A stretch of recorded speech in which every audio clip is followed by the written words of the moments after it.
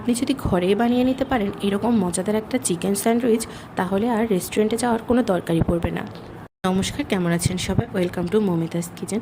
স্যান্ডউইচের জন্য প্রথমেই আমি 3-4টা পাউরুটি সেঁকে নিয়েছি।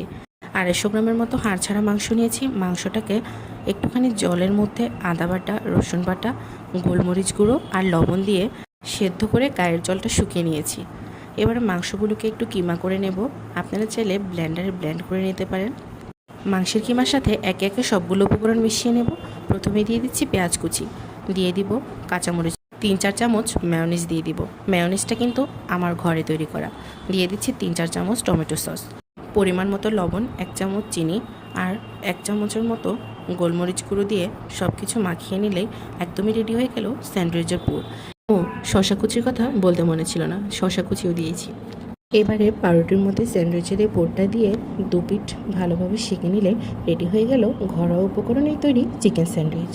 ভিডিওটি ভালো লাগলে চ্যানেলটিকে সাবস্ক্রাইব করে পাশে থাকবেন। সবাইকে অসংখ্য ধন্যবাদ এতক্ষণ ধরে ভিডিওটি দেখার জন্য।